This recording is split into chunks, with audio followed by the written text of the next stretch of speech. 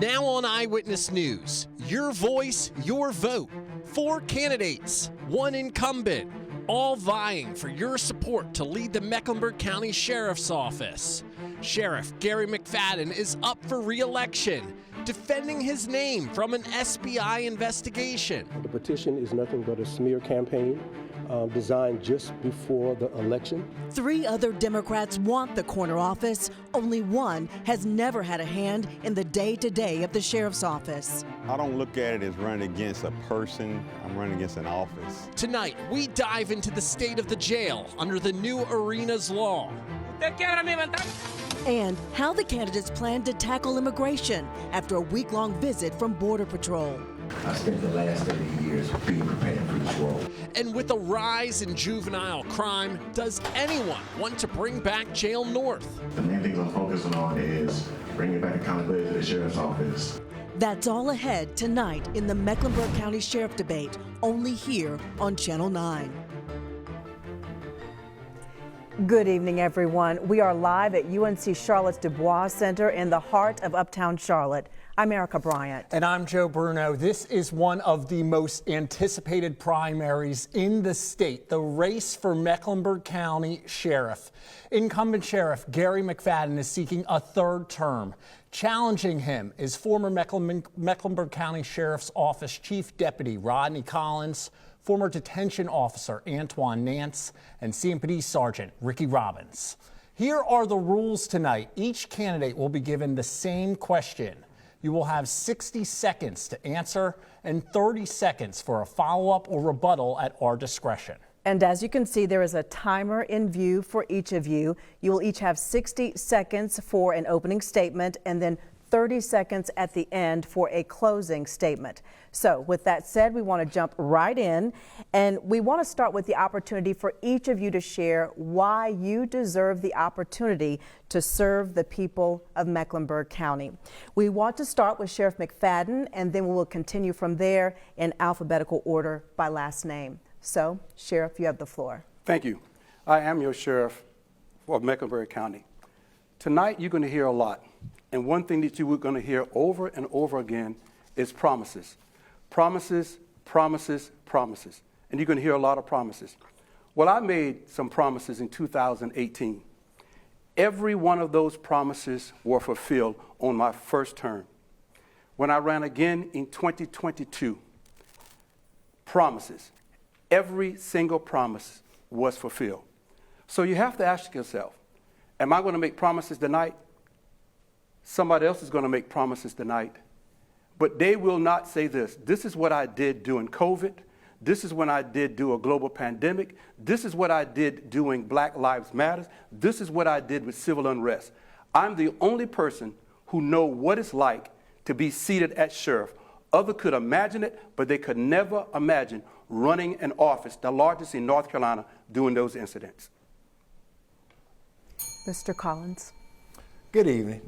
Thank you for this opportunity. My name is Rodney Collins, retired Chief Deputy Sheriff of the Mecklenburg County Sheriff's Office. 30 years of experience in the Mecklenburg County Sheriff's Office. My why is very simple. I've spent my entire adult life in service of something, whether it was my country, in the United States Air Force, or 30 years at the Mecklenburg County Sheriff's Office. I've had an opportunity to work in every major division within the Sheriff's Office during the course of my career. I've been responsible for a lot of its growth, its innovation, its policies and procedures that still shape the organization today. Deep institutional knowledge, competence, and expertise is what I bring to this role. I'm asking for an opportunity to be your next sheriff. It's quite simple. You need an experienced, professional sheriff in Mecklenburg County. Thank you so much for the opportunity. Mr. Nance. Thank you for having me. My name is Antoine Nance, a former detention officer and currently union shop steward. I'm running for sheriff to bring back accountability, leadership, and trust. I think that leadership is extremely important and trust is lacking in the sheriff office today. So I'm here and I'm running to make the county a safer place, a better place, and a place where people can trust the sheriff and to trust the institution. Thank you.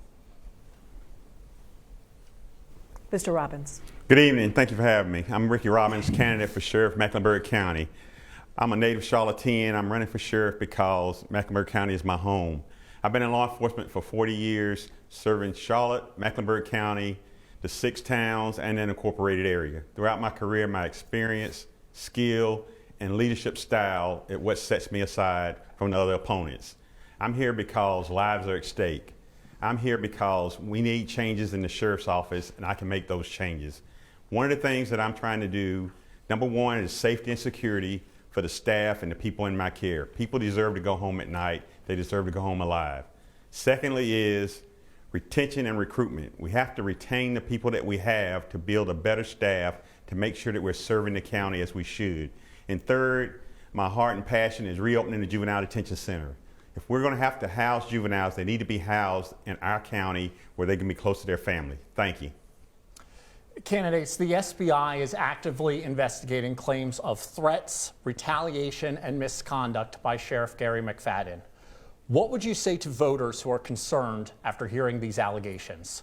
Rodney Collins, we'll start with you. What I would say to the voters concerned about this is that I believe that the SBI will do a competent and very thorough investigation. It will be comprehensive. It will be detailed. I think they will find results that clearly show a lack of leadership and competence as it pertains to the incumbent sheriff. I believe that it's critically important that in this role that you model and exhibit professional conduct and behavior, regardless of where you are, or how you conduct your business. It always needs to be professional. It needs to be done with tact. It needs to be done with competence and skill. So the SBI investigation will yield certain results, I'm sure. There are a lot of things that are out there to unpack as it pertains to the incumbent sheriff's conduct, and I think those things will come to light through their investigation. Mr. Nance? Yes, sir. So here's the thing. How many people have to die in the sheriff's office at the jail? How many officers have to be attacked before people realize that the sheriff is not competent to run this organization? So he's been in office for 7 years. Record amount of deaths, record amount of attacks on officers. Chief deputies stepping down, 2 within 12 months of each other. What does it take? So people, all they need to do is they need to get the complaint, read it themselves, and understand that this doesn't happen randomly. I know some of the people who actually filed that petition, and these people are very trustworthy. So check it out, read it, and don't ignore the signs. Mr. Robbins? Yes, sir. Well, I can tell you I have over 20 years of investigative experience, investigated several cases. I can tell you that, number one, when an allegation is brought forward, then that investigation, especially when the State Bureau of Investigation is involved, that the investigation is going to be done thoroughly. I'm not quick to make judgment. I make sure that I look at all the evidence. If he's done what they say he's done, then I think that the course of action will be taken. If not, then he'll be cleared. But I think that we all need to look and see what's going on. We all need to listen to what's going on. We need to make sure that we understand what's going on. And I can tell you for sure that me in my career, I've never had allegations. So that's something that I don't have to worry about in the future, because the past predicts the future. I believe in making sure that everyone is taken care of at all times. I believe in representing from the top, leading by example. So I think that once this investigation is over, we'll all get the right results. Sheriff McFadden. Well, thank you. As you can see, these are the friends of my people who are running against me. They have said it. These are their friends. You're talking about something that could have happened, one of the allegations that happened maybe 6 months ago. Why now? We understand that. It's political. It's political savvy at its best. These are their friends. These are their close friends. And so why not challenge what I've done? I am a progressive leader. Accountability. Harvard University did a study on black leadership. If you look at it, it says 43% of the people who work for a black sheriff has a problem with a black sheriff. That's Harvard study. 23% of that will be people who are directly underneath you. Your direct people will sabotage your leadership. So we expect it. But here's what I'm going to say. We welcome it. We welcome the investigations. We welcome it. But you have to also think about this. In the middle of it, a judge dismissed it. And Mr. McFadden, I'm going to give you 30 seconds to respond to Mr. Collins and Mr. Nance. They said that you have a lack of leadership in your office. They called you incompetent. Would you like to respond? Well, the gentleman here was part of my leadership. Is it only under my administration or the past administration? We are not unique. If you go to any business in the world and talk about, do you have problems inside? Absolutely. Do you demand accountability? I do. Do you demand transparency? I do. And so that may be something uncommon from the good old boy system that they once lived under, because we are accountable and we are progressive. But look where I have taken this office to be nationally ranked. Mr. Collins, do you buy what the sheriff is saying, that this is just political? I absolutely do not buy what the sheriff is saying, and it's not political. Those allegations that have been made about his particular conduct are factual and accurate, and those things will be proven. Also, cloaking accountability as opposed to rude, disorderly conduct, unprofessional conduct, calling your employees racial slurs, those type of things are not befitting of a sheriff. So, no, I don't believe anything that he says. We have a lot to get to tonight. We have an hour. We have rebuttal.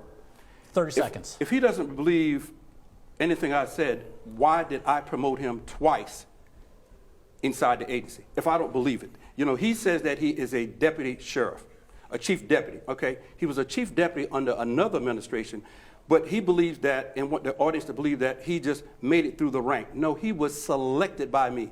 So if he doesn't believe what I said, why did he take the positions that I believe that he could do? This is what Harvard was saying. The people directly under you will sabotage you. Mr. Collins, real quick, and then we have to get to the next question. Let me make something inherently clear. I was promoted to sergeant, captain, major, and chief deputy. He did retain me when he took office, but he didn't promote me at all. So I want to make that very clear to the voters that I was already a chief deputy when he walked in the door. We have a lot to get to. I'm sure it's going to come up again, Sheriff. Let's get to the next question, though, because we want to make sure we have a lot of topics, and we want to make sure the voters hear from them and you. The Mecklenburg County Sheriff's Office and Immigration and Customs Enforcement has not always seen eye to eye. Under your leadership, what sort of relationship would you and your office have with ICE? We want to begin with Mr. Nance. Yes, ma'am. So, as far as ICE is concerned, I don't believe they should have complete autonomy over people in this county. We've seen in different states how they have been killing people and murdering people, and this erodes public trust. So I like the fact of them having full autonomy. Now, this issue with ICE, as far as profiling people, is an issue, right? So we will follow the law. We have to follow the law. So we will follow the law. But as far as going above and beyond, we won't do that because the Sheriff's Office is not an immigration enforcement agency. So we'll follow the law, but we won't give them full autonomy. Mr. Robbins. Yes, thank you. First of all, when we talk about customs enforcement, when we talk about cooperation, it's not as clear as people think, and it's not a matter of us cooperating, not cooperating with ICE, with any federal or state, local agency. By law, you're required to do what the law says to do. You're not required to go above the law, below the law. So what we will do, and what is happening now, when the House bill came out and said that certain things will have to be done when we work with ICE, which is the 48-hour hold, the 2-hour notice before releasing. Those things are law. Those things that has to be dealt with. You have to go by the law and you have to deal with that. Now, secondly, when we talk about working with someone, that doesn't mean that we go out actively and we ride with ICE and help pick people up, bring them into the jail. So we're still responsible for making sure that people in Mecklenburg County are safe, but also making sure that we don't, at any time, avoid obeying the laws. Sheriff McFadden. Well, no one on this panel except me can say what should be done because they have no experience of doing it or working with ICE. They are saying what they could do. Here's what we have done. I have followed the law, North Carolina General Statute 162.62. When House Bill 10 came out, I fought it because certain things in the House bill did not meet what I believe was good for my citizens. So they went back and changed the law to House Bill 318. After 318, now we're under different guidelines. But here's what I can tell you. My relationship with ICE as today is still what I want it to be. Cooperation, collaboration, and communication. When I saw what was happening, I had ICE come to my office on October 17th, and we come to an agreement of follow my guidelines, my policies, and we will have a safer city. This is why you don't see ICE running around the courthouse with masks. So they can say what they're going to do. This is what I have done. Mr. Collins. I think that professionalism goes a long way. Having tact, being professional with other organizations. You have different viewpoints, and that much is very clear about our relationship as it pertains to ICE. So those things are inherently clear. The professional relationship should be just that. It's limited because we are required by law to perform certain things, and that isn't changed. That removes any discretion that a sheriff would have as it pertains to House Bill 318. But having a professional relationship with ICE is extremely important. I think the citizens are better served when there's professionalism from leadership in terms of how we deal with them and all the things that are associated with immigration and customs enforcement. Okay, thank you. Mecklenburg County has not had a juvenile detention center since Jail North closed in 2022, meaning children and teens are being held in other counties. As sheriff, or for you, Sheriff McFadden, over the next 4 years, will you seek to reopen Jail North? And if so, how will you do that? And we'll start with Mr. Robbins. Yes, sir. Thank you. And that's been one of my things on my platform that I've been eager to address. Number one, we have to make sure that we're taking care of the juveniles in our county. This is their home.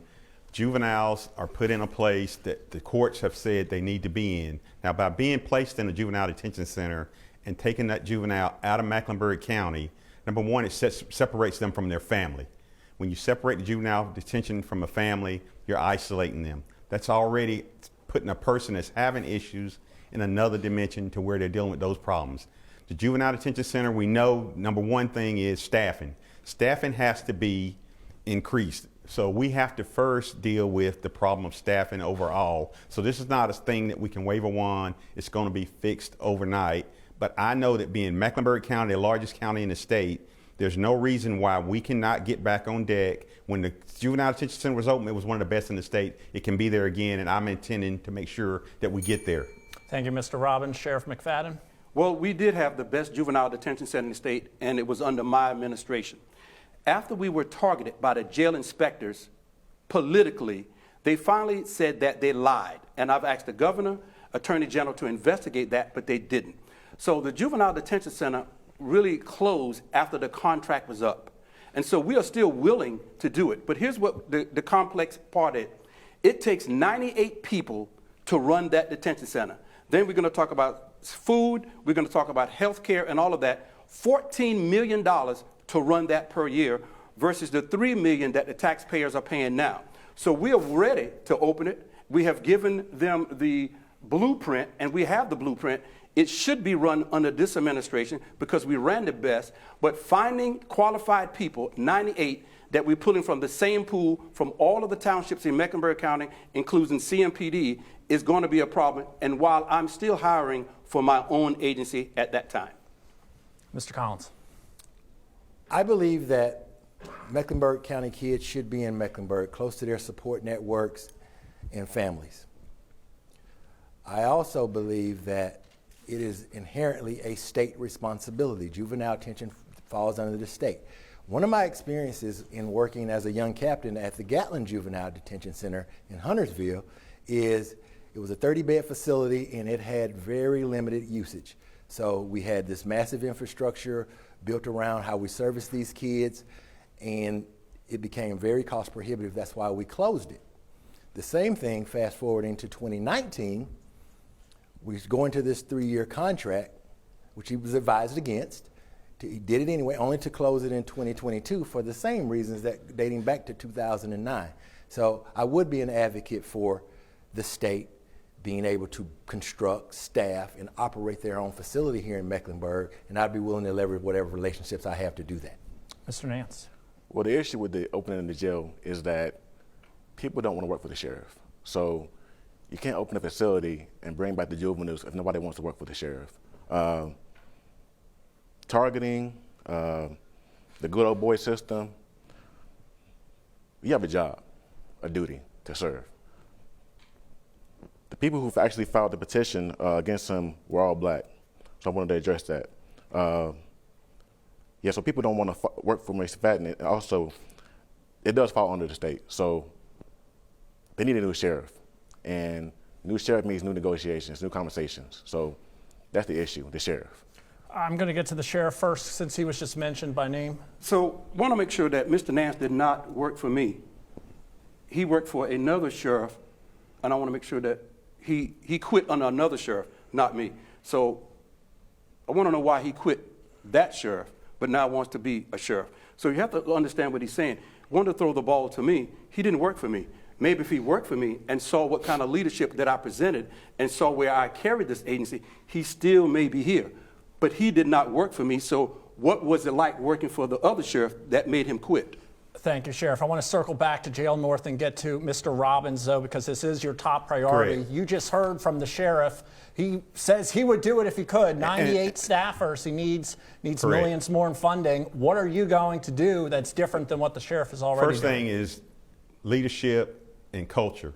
When the culture changes, people change. People want to work for somebody, they will work for them. Secondly, I heard him say that this is a state problem. This is not a state problem, this is our problem. Mecklenburg County is our home. We take care of the people here in Mecklenburg County. I'm not worried about what the state does, I'm worried about what I can do. The voters put you in office, you're responsible to the voters to make sure that you're adhering to what they want in their county and not go back to the voters and say, I really wish I could help you, but the state won't let you. That is, our next question is about the staffing. Every agency says that they want to have more staff. Everyone is recruiting. There's a shortage of staff across the country. And Huntersville Police, even with the highest salary being offered, still has trouble finding applicants. So when we talk about that issue of staffing, what would you do differently to recruit and retain staff? And we talked about the financials of all of that as well. And so our first question, Mr. McFadden, you have that question. Well, first I want to say that we have to stop, the public and the media has to stop shedding a negative light on sheriff's office and law enforcement. We get that already. Nobody wants to work for law enforcement now because of what's happening in the media. Here's a gentleman talking about negative about being a sheriff, but he wants to be the sheriff. And so negativity like that pushes people away. We want to hire. We get applicants every single day, hundreds of them, but we have to weed out those applicants who has substance abuse, financial problem, and also criminal records. So we have the applications, but again, we are doing the best. The great resignation happened during COVID. Everybody quit. You can walk around the city and say, we help wanted. Every single agency. So we're not unique. Everybody make like this is unique. It is not unique. We will do the best that we can to staff and retention, but you have to stop shedding a negative light on law enforcement. Mr. Collins. Retention is about leadership. And when you don't exhibit any, it's a revolving door where people are running out constantly at a high rate of turnover. When you have as many vacancies as the sheriff's office has right now, that is a leadership problem. And it starts at the top. So being accountable at the top. But in terms of how you address staffing, there's a lot of things that can be done in terms of recruiting, advertising, making sure that we constantly have competitive pay and salaries and benefits for our employees, that there's a wellness component to that as well, and being intentional about professional development and growth opportunities within the organization. That is how you address your recruiting and staffing problems. Thank you. Mr. Nance. So it comes down to leadership and customer service, right? So if you're a great leader, people will follow you. People don't want to work there because they don't feel like they're supported. Detention officers, deputy sheriffs, all these attacks on these officers, these individuals who are dying in custody. The place is not a safe place to work. He's failed multiple inspections over the years, and this screams a lack of leadership. Coming from the CNPD, no experience in leadership at all. This is different. Me, I'm a union shop steward. I negotiate, I deal with people all the time. I make sure people are paid the right way, they have the proper health insurance and things like that. So for me, it comes down to customer service. Me, I will serve the deputies and the detention officers. I'm here to serve them, not to rule over them. So with me, pay, health insurance, these things will be better. I know how to negotiate these things, and that's what I'm looking to do, serve my employees first. Mr. Robbins. Yes, thank you. And I'll tell you this, what I said a few minutes ago, it starts with the culture. People will work for people who will work with them, who care about them, who care about their needs, who make sure that, number one, you're in a safe environment. Everyone wants to go home. People will make sure that they come to work, do their job when they feel supportive, when they're not threatened if something happens. And something that Mr. Collins said, I agree that it starts with leadership. Now, the problem is, from his own words before, where the sheriff's department was always up to 1,500 people, now down to a little over 700. Most of that was when Mr. Collins was there, second in command. So leadership for everyone starts at the top. So correct, we change leadership, then we can get things done. So it's not pointing the finger. When you're a part of the problem, you have to figure out how to be part of the solution. So this is just not on the sheriff, this is sheriff and the number two, because the number two is running more of the organization than the number one. Okay. We need some opportunities for rebuttal. Sheriff McFadden, you heard them talk about leadership, about staff not feeling supported, that the jail is not safe. What do you respond? Well, you think about what Mr. Collins says. He was a leader. He said he was a leader. Under what leadership? The same thing. This is not unique. Everybody has problems inside. We are having violent criminals housed inside a detention center. We make it like it's a kindergarten. It's not. When Mr. Nance talk about leadership, they can't talk about something that they don't know directly. They're just going on hearsay and looking from outside in. My leadership style is progressive and accountability. If we ask them, has it always been that way for them in their leadership? Right. And Mr. Collins, also an opportunity for you to rebut as well. Absolutely. So we work in a hierarchical structure. Same at CMPD as it is with the Mecklenburg County Sheriff's Office. And you have leadership, you have chiefs. Yes, I was the chief deputy, second in command.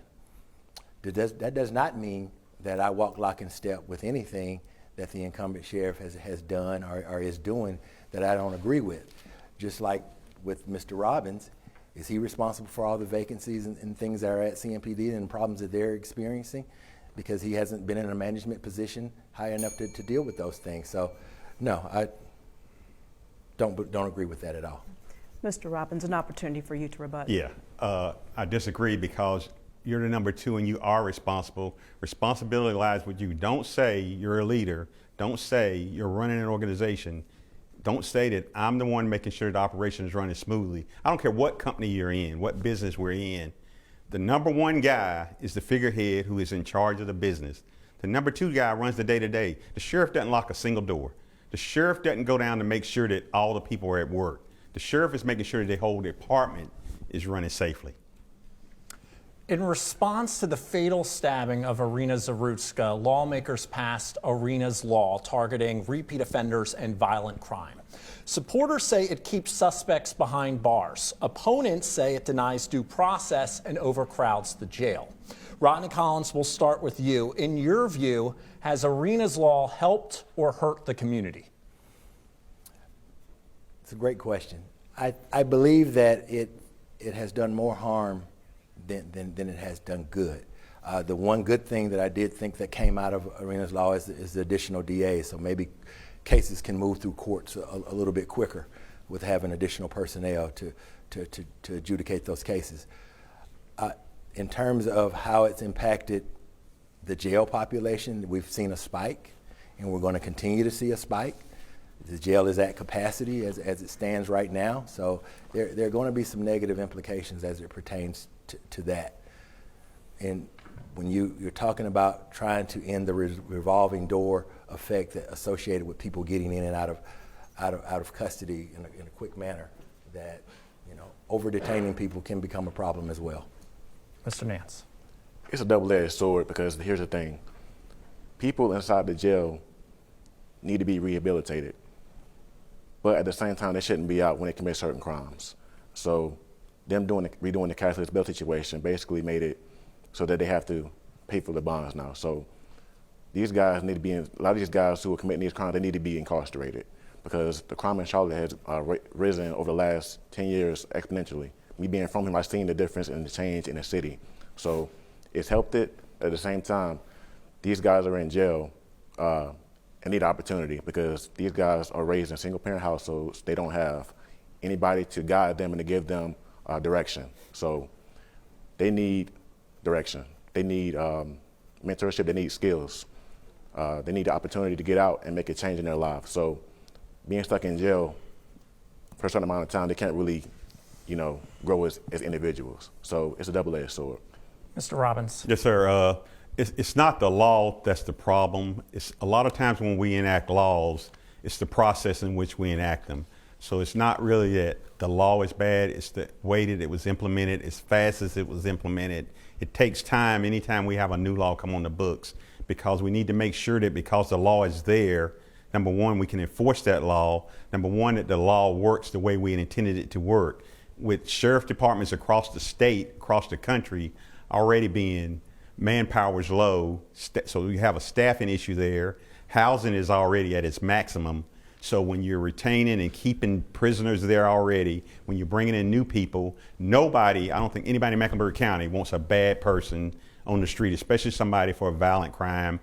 Nobody wants that person out. But we have to figure out how, since this law is here, how we're going to go about making sure that we can enforce the law properly, that people are still there, and we're still having to deal with the shortages and things that we have, not only people, but beds. Sheriff McFadden. Clearly you can see again, no one is going to speak from experience but me. This is what they believe that is happening. Mr. Collins says we see a spike. He doesn't work for the sheriff's office now, so I don't know where he's saying we. I work for the sheriff's office. I see this daily. We had 1,791 bed capacity. We are now at 1,828. That's above capacity. No good has come out of this law, no matter what anybody says, because I see it daily. I deal with my staff daily. So imagine when we're talking about the staff that they say that they love. Now we're putting an extra burden on them. Mental health. Yes, mental health is an issue.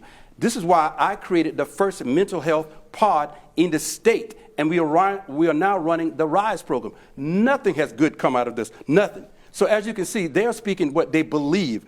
I'm speaking from experience. Irena law was a mistake because they never talked to the people who had to deal with it directly, and that's me as sheriff. Sheriff, 30 seconds. So you say no good has come out of this law, but some people accused of violent crimes who have been repeatedly released in the past are now staying behind bars longer. Is that not a good thing? But that is not on the sheriff. We do not release or tell people who need to be released. Bond referendum, if they want to look at that, that would be a great idea. But that is not on the sheriff. We still have people before Irena's law has been there for 6 years waiting for a trial. So it's not because of Irena's law that it makes it good. Irena law has put an extra burden on my staff and also the taxpayers of Mecklenburg County. Mr. Collins, do you agree with the sheriff's statement that no good has come from Irena's law? I think some good has come from it. The additional DAs is a good thing. Keeping more violent offenders incarcerated longer is a good thing. But no, overtaxing the jail and its staff is not a good thing with the way that the law is currently working, and without cashless bail and those other things that have been taken away. Our next question is about in-custody deaths at the jail. There have been 21 in-custody deaths since 2019. Given the influx of more people at the jail and the shortage of staff, how will you keep inmates or residents and staff safe? Mr. Nance, this question goes to you first. There's been more than 21 deaths, but I'll say this. It comes down to caring about people. As a union shop steward, it's my job, my duty to care about other people. And you have to place your people first. Your officers, you have to make sure that the inmates are they're treated humanely, right? This isn't happening at the sheriff's office, and the deaths speak loud, right? So this individual, the sheriff, does not have any experience working inside a facility, a detention facility, prior to becoming sheriff.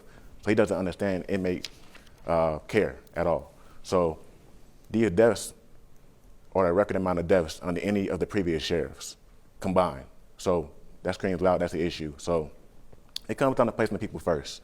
Your staff, making sure inmates are treated humanely. It's that simple. Place the people first. Mr. Robbins. Yes, thank you. Well, first of all, it's bad when we lose anybody. So It's not the numbers, the fact that we lost somebody. So we need to make sure that we're making sure that our staff are properly trained. We need to make sure that because we have a shortage is not a reason for somebody to die. We have to still make sure that the people there are caring for the people that are in their custody. We have to make sure that the supervisors are supervising.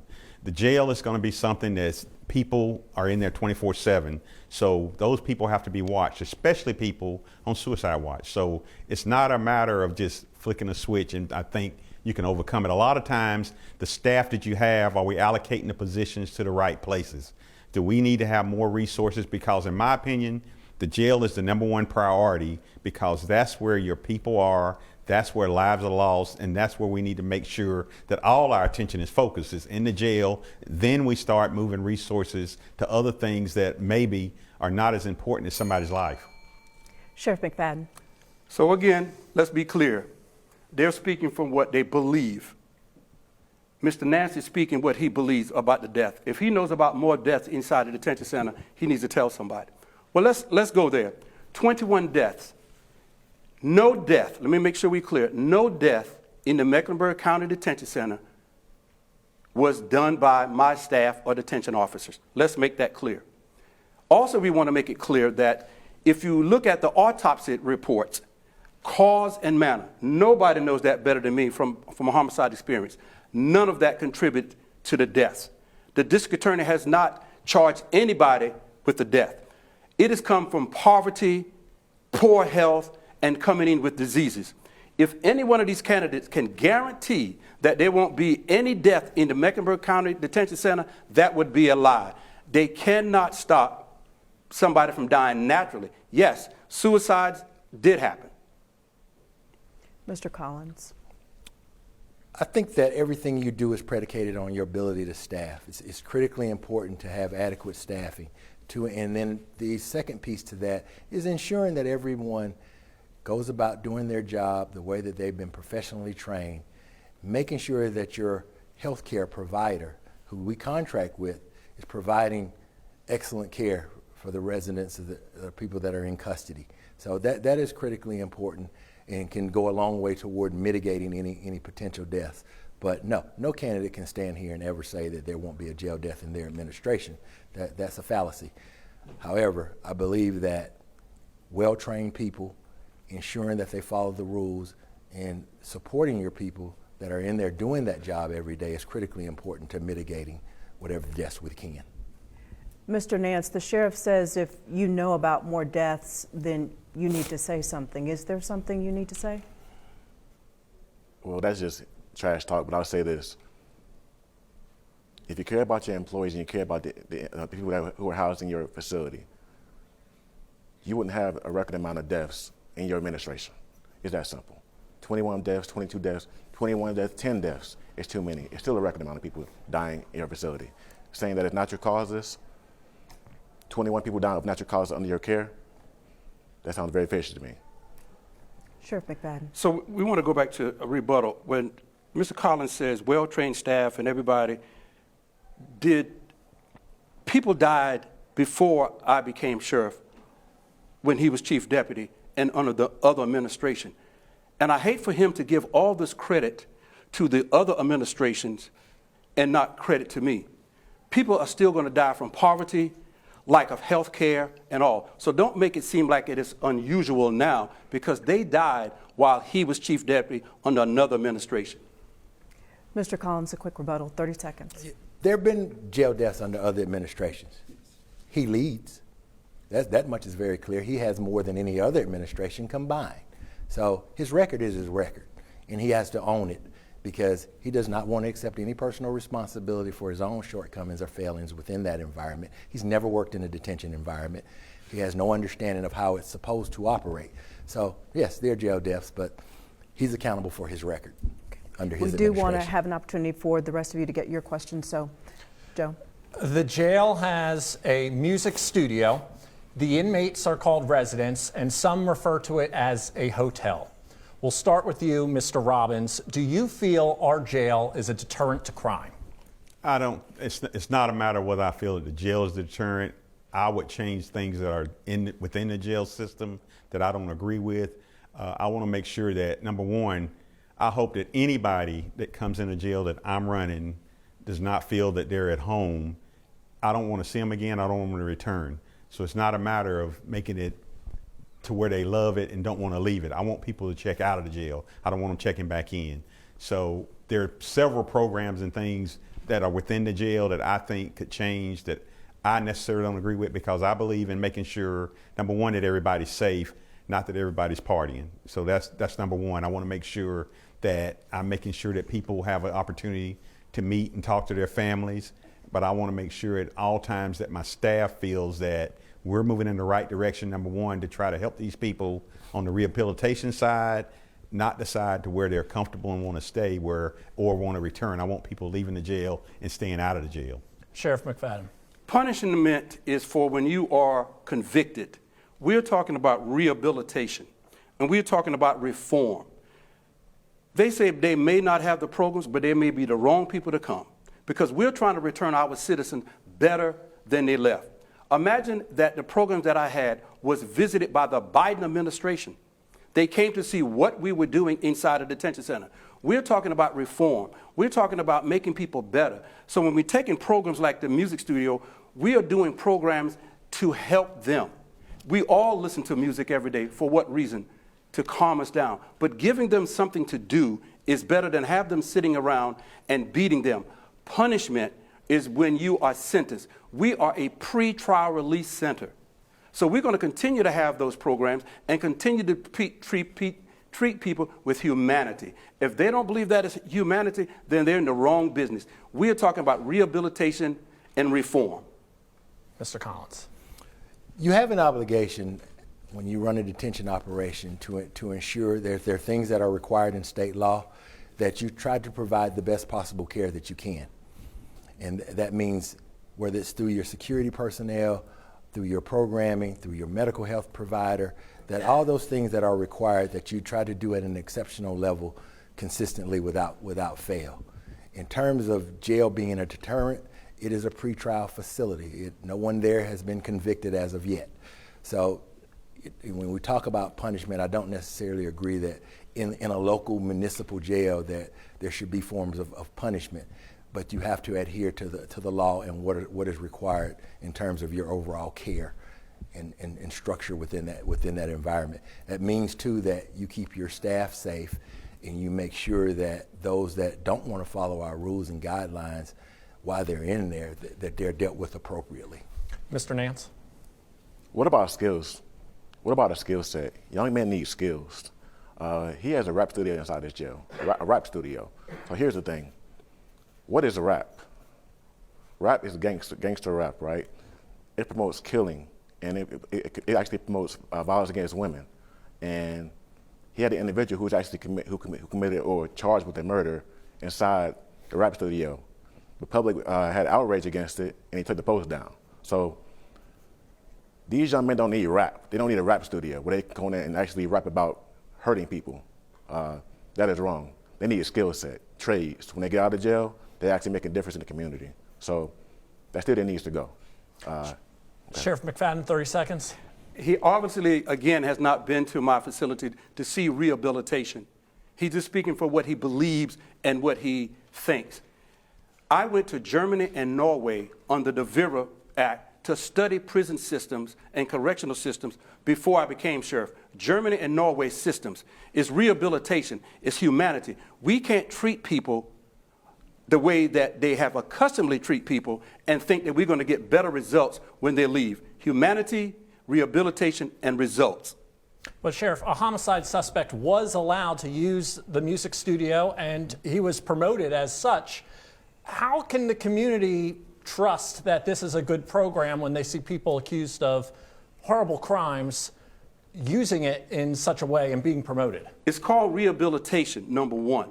Number two, no matter what he's been charged with, he hasn't seen his day in court. Why are we throwing out the door innocent to a proven guilty? If anybody believes that they can bring better programs to me, they can do it. Our door is open. We're doing what we believe to recreate a better person. We don't look at their charges. We're not classifying them. I'm not. We're just looking at the person and individual to give them hope and make our community safer. Mr. Robbins, 30 seconds. Is it appropriate for a man accused of homicide to be promoted and participating in a program like this? Not in my opinion, no, sir. I mean, I worked in homicide, worked with homicide families, now work with homicide support groups, and I think that anyone, like I said, they hadn't been convicted, but they obviously been arrested by the police department, so we feel that that person deserves their time in court, but the family does not deserve to be punished by having to look at this, and they also deserve their time in court. It has been a spirited debate so far. We are going to take a short break. Yes, when we return, the candidates will have the opportunity to ask questions to each other. Welcome back. We want to give the candidates a chance to question each other. Each person was allowed to submit a question to us ahead of tonight. And we want to start with Rodney Collins, and whoever's asked the question will be given 60 seconds to respond. But rather, Sheriff McFadden, we are actually going to begin with you. Thank you. And my question is for Mr. Collins. What sheriff allowed you the freedom to make decisions while you were being only the single chief deputy? Because every other sheriff had 2 chief deputies. I was allowed to make decisions in all the administrations that I worked for. So, and whether or not I was a singular chief deputy, actually, I had 2 chief deputies when you took office, and then one retired. So there's been 2. So I've always been able to make decisions to a point. Ultimately, some things run up to the level of sheriff, and those are his decisions to make. But my job has always been to protect the operation and to provide good counsel to the sheriff. But the question was, which sheriff gave you the most freedom while you were at the sheriff's office to make decisions? Which sheriff, including myself, gave you the most freedom to make decisions as being the chief deputy? That would have been Sheriff Carmichael. That was not you. Mr. Collins, would you like to ask your question? Absolutely. My question is to Sheriff McFadden. You've had nearly 8 years to lead this office. Today, we still see chronic staffing shortages, low morale, heavy overtime, millions of dollars in lost federal revenue, and repeated concerns about jail deaths and jail operations. At what point did these stop being inherited problems and start being the results of your leadership? And why should voters believe that a 3rd term would deliver anything different? It stopped when you stopped supporting your sheriff as my second person, while undermining me as the sheriff and leaving only to now run for sheriff. And so it stopped and became complex when I didn't have the confidence in you and when you were undermining me as being my second in charge, and I classified that as the ultimate betrayal. Would you like to respond? Absolutely, I would love to respond. I always supported and did my job to the best of my abilities. But when you talk about someone being unprofessional, being incompetent, making bad decisions, calling you a racial slur to other employees, but still showing up every day and doing your job as you were required to do in that role. So regardless of what he may feel, I showed up every day and did the job to the best of my ability. Quickly. So now you see my frustration. When a person is frustrated with what is going on under them and they found out about it, we all have made comments. And so clearly, that should explain to you clearly how frustrated I was with you to have to talk to someone else besides my chief deputy. And yes, we made the comment on the frustration, disappointment, and feeling betrayed. I certainly did. We want to make sure we have a time for everyone to get in their question. Mr. Robbins, your question now, please. Okay, my question is for Mr. Collins. What ethical boundaries should exist between the sheriff and employees under their supervision, and what policies should be in place to prevent abuses of power or conflicts of interest within the sheriff's office? One more time. Okay, what ethical boundaries should exist between the sheriff and employees under their supervision, and what policies should be in place to prevent abuses of power or conflicts of interest within the sheriff's office? Absolutely. So the sheriff's office has a huge and robust set of policies as it pertains to inappropriate behavior as it pertains to our conduct.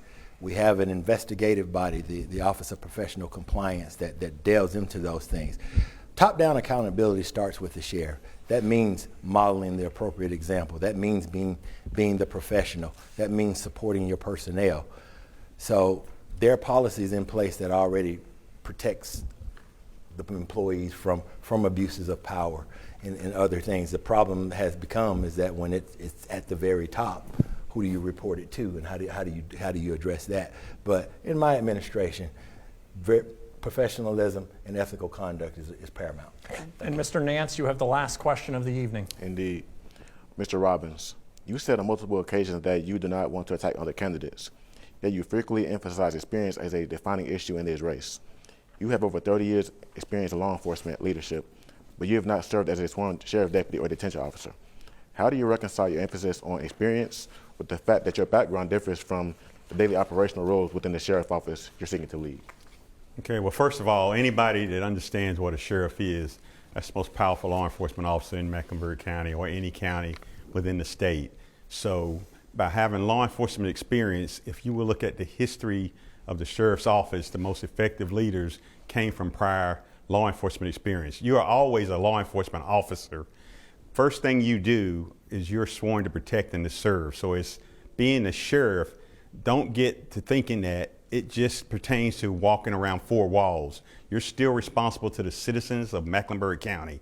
If something happens in Mecklenburg County, any incident, whether it's a natural disaster, unrest, civil unrest, or any other things, Mecklenburg County Sheriff's Office is the second largest agency in Mecklenburg County. After CMPD needs help, they're calling the Sheriff's Office. So if you don't have experience, exposure, and have been out here on the front lines when things are going bad, you can't come out there when it happens and start getting schooled up in 1 second. You have to have that knowledge before you take the office. Thank you all for your questions. We do want to have a moment now for everyone to have the chance to share their final thoughts. You will have 30 seconds for your closing statements, and we are going to start with Mr. Collins. Thank you so much for this opportunity tonight to discuss my candidacy. I offer the citizens of Mecklenburg a choice for a competent, professional, credential leader, someone who has 30 years of lived Mecklenburg County Sheriff's Office experience. None of the other candidates can offer you that. They don't understand that operation from top to bottom like I do. So I humbly ask for your support and for your precious vote. Thank you. Mr. Nance. The Sheriff's Office need new blood. It needs a new individual from outside the infrastructure. I consider these individuals to be the good old boys, these three individuals. They've been in law enforcement their entire lives. They're retired. They're older. They're receiving pensions. They're retired. We need new blood in the sheriff's office. We need new leadership, an individual who actually has experience like outside of law enforcement to lead this agency. And I'm that guy. Thank you. Mr. Robbins. Thank you.